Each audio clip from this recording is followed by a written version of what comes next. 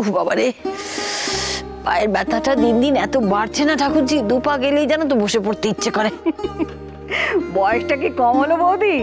এই বয়সেই তো ব্যথা বেদনা কোনো সব চাগার দেয়। আমার দেখলে না কিরকম হাঁপের টান, তোমাদের সামনেই তো হলো। বাবা, সেই থেকে তো আমি খুব ভয় ভয়ে থাকি, কখন যে কি হয়। এই দেখো বাইরে সবাই কিরকম হই হই হই হই করছে, আমরা দুজনে ঘরের মধ্যে বসে আছি। সেই তো, ওই জন্যই তো বললুম যে আমরা এখানেই থাকি। তোমারও হাঁপের কষ্ট আর আমারও এই পায়ের ব্যথা। বাইরে গেলে, বসো না বসো, বাইরে গেলে ওরা সব আমাদের নিয়েই ব্যস্ত হয়ে পড়বে, তখন ওদেরও মজা মাটি। সেই জন্যই তো বললাম যে আমরা এখানেই থাকি। উফ বাবা রে, পাটা টান করতেই পারছি না গো। উফ,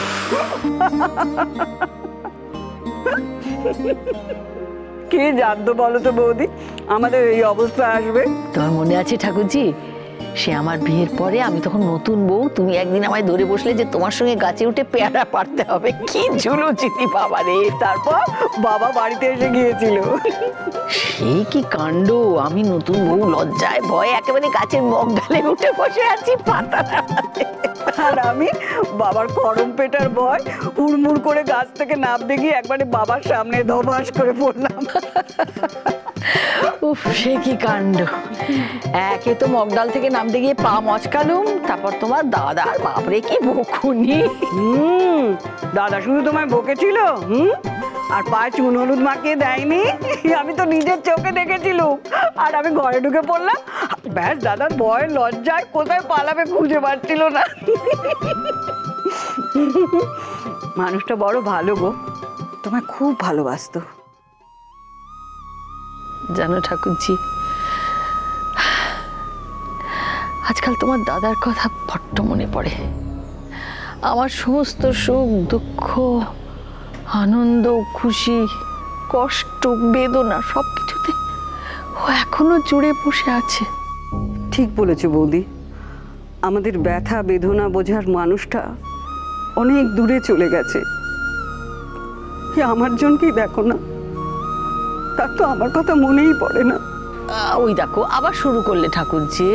জানো বৌদি, এই উৎসবের দিনে ছেলে বৌমা নাতি ওদের কথা খুব মনে পড়ে গো। ওদের কি আমার কথা একটু মনে পড়ে না? একটু মনে পড়ে না? শোনো শোনো শোনো, তুমি বোঝবার চেষ্টা করো। মানে ওটা তো অন্য দেশ, সেখানে হয়তো এইসব কালী পুজো টালী পুজোর ছুটি ছাটা এসব নেই। আচ্ছা, শুনেছি তো সে ভয়ঙ্কর ব্যস্ত দেশ, হয়তো ওদের ইচ্ছে হয়েছে, চেষ্টা হয়তো করেছে, কিন্তু পারেনি আসতে। এত ব্যস্ত যে আমার একটা ফোন অবধি করতে পারে না, একটু খবর অবধি নিতে পারে না। আমার এত ব্যস্ত।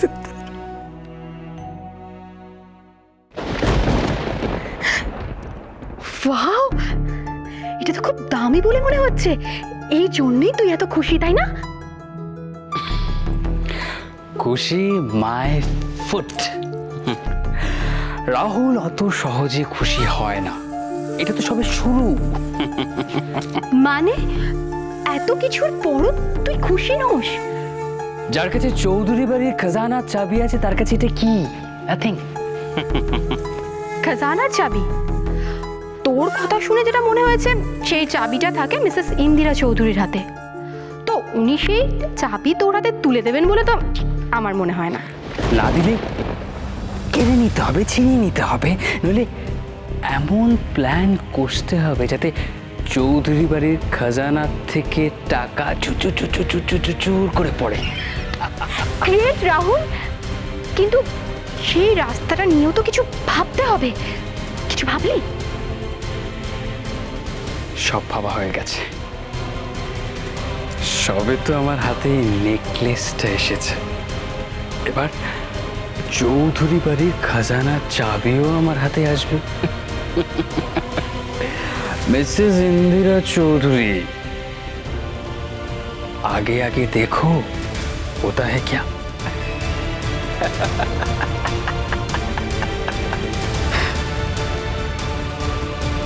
কিন্তু একটা ব্যাপার কিছুতেই পরিষ্কার হচ্ছে না, ঝিলমিল ঠিক কি চায়। যাক, এবার তাহলে আমরা চাঁচর পোড়াই। হ্যাঁ, সব কলুষ ধুয়ে মুছে দিয়ে সারাটা বছর যেন আমরা এরকমই হাসিতে খুশিতে কাটাতে পারি, ব্যাস। আমি একটা কথা বলবো। এই রে আবার এ তো বাধার পর বাধা। দাঁড়াও দাঁড়াও, তোমার ছেলে বাধা দিয়ে তো কোনো খারাপ কিছু হয়নি, আর আমার মনে হচ্ছে ও কিছু বললে ভালোই হবে। বলো বলো, কোনো বলো, কি বলতে চাও? বলছি, আমরা সবাই যখন একসাথে আছি তখন শুধু আমরা কেন, সবাই মিলে চাচর পোড়াই। বৌরানী, মশাল তো একটাই, তো আমরা এতজন মিলে একটা মশাল দিয়ে কি করে জ্বালাবো বলো তো? আরে না না, এটা কোনো সমস্যাই নয়, আমার কাছে ব্যবস্থা করা আছে। আসছি। ও বাহ, কি ম্যানেজ! তাহলে তো ভালোই হলো। তাহলে চলো আমরা সবাই মিলে সমস্ত খারাপ এই চাঁচরের আগুনে বিসর্জন দিয়ে শুরু করি। কি ইন্দু? হ্যাঁ, আমার কোনো আপত্তি নেই। ব্যাস, চলো চলো চলো চলো। আরে বাবা, চাচার সামনে পড়বে আর ব্যাকগ্রাউন্ডে বাজি পড়বে, বুঝলি? চাচর পড়ানোর ব্যবস্থাটা করুন। বৃষ্টি বেশি কাছে যেও না।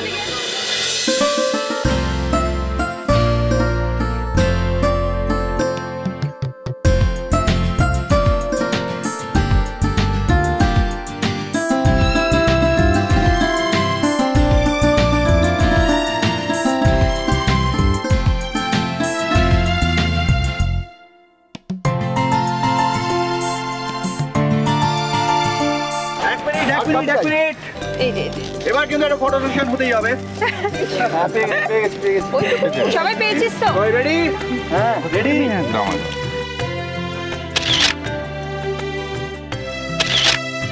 তাড়াতাড়ি করো। Bye bye. ফাইন ফাইন, এবার এটা কে ধরবে? চলো চলো চলো, তুমি এই তো এই তো। হ্যাঁ ঠিক আছে, হচ্ছে তো, চলো।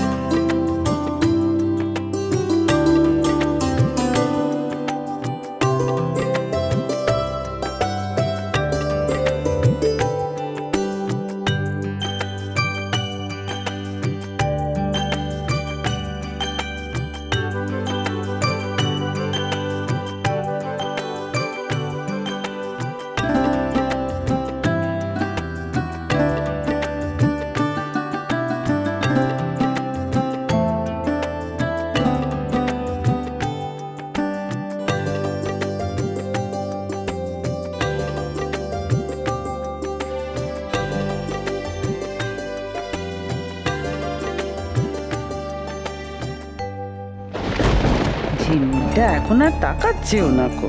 উফ, কি ভাবছে, কি করবে না করবে কিছুই তো বুঝে উঠতে পারছি না কো। এদিকে আমাকে বলে রেখেছে। চলো চলো, আরে খাবার অ্যারেঞ্জমেন্ট আছে তো। আরে মহেশ, কোথায় খাওয়া দাওয়া দেখো। দাদা চলুন, আমি দেখছি। চলো চলো, খিদে পেয়ে গেছে, চলো চলো চলো।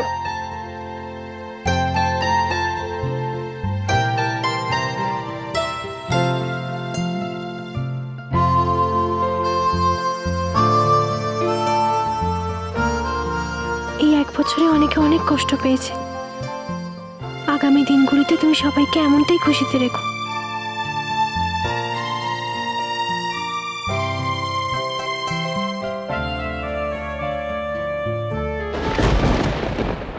দেখছো, দেখো শিখা, নিজের স্বার্থের বাইরে এসে দেখো, এবারে দেখো সকলের মনের মধ্যে কিরম আনন্দের ফুল জুড়ি চারিদিকে যেন রং ছড়াচ্ছে। দেখো চারিদিকে, দেখো সকলকে।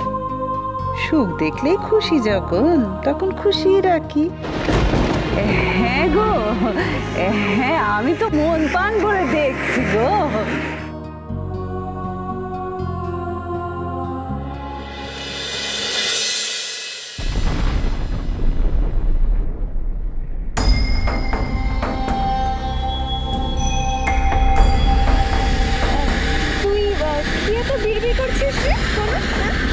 সবার যেন ভালো হয়, সবাই যেন এইভাবে খুশিতে থাকতে পারে। ও আর তুই আমার জন্য কিছু প্রে করলি না, তাই তো? করেছি তো, বলেছি কোনো কিছু খারাপ প্রভাব তোমাদের ভবিষ্যতে যেন না পড়ে, সব কিছু যেন ভালো হয়। আমিও ঠিক তাই প্রে করেছি।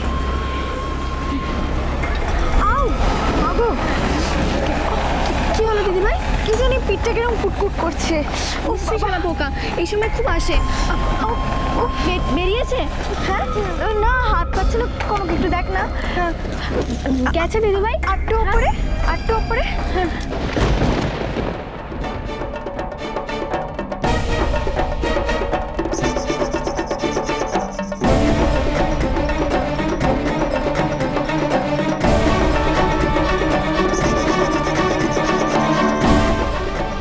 আমি তো দেখতে পাচ্ছি না দিদিভাই।